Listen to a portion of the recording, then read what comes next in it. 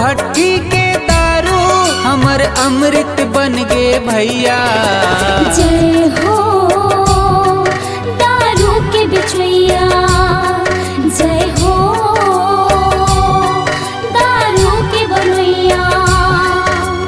तोर भट्टी के दारू, तोर भट्टी के दारू हमर अमृत बन गे भैया। जय हो दारू के बिचैया, जय हो दारू के बनैया।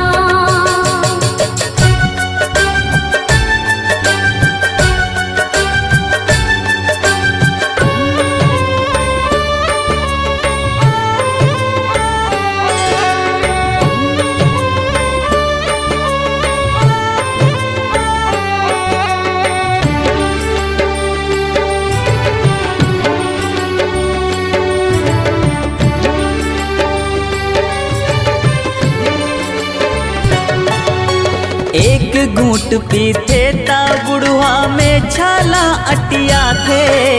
संझा गुनैन बिहनिया बुढ़वा दौड़त भट्टी जाते। हाँ हाँ दौड़त भट्टी जाते, हाँ हाँ दौड़त भट्टी जाते।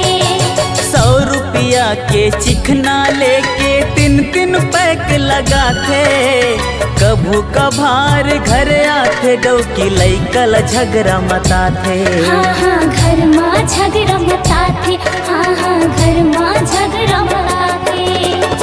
कई थो गाबड़ दवा है दारू, कई थो जी बड़ दवा है दारू गोड़ हाथी रखे मढ़ोइया। जय हो दारू के बिचैया, जय हो दारू के पियैया।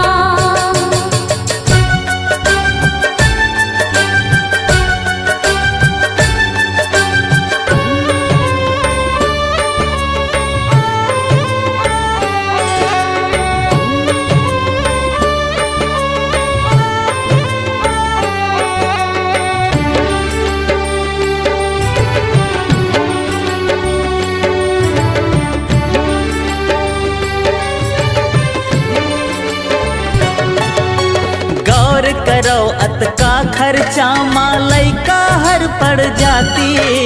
घर हा तोरे महल रतिस औ शरीर हा सुख तोर पाती। हाँ हाँ शरीर हा सुख तोर पातिस, हाँ हाँ शरीर हा सुख तोर पातिस। जैसन घर के फरिका संगी तैसन रही तोर लैका। फिर झन कई बे दुख मिलत है खटियम पर बैठौ का। हाँ हाँ खटियम पर बैठौ का, हाँ हाँ खटियम पर बैठौ का। कौन जतन ही अरे बुधारू, कौन जतन ही दारू पिए बर चाउर तक लब चोइया।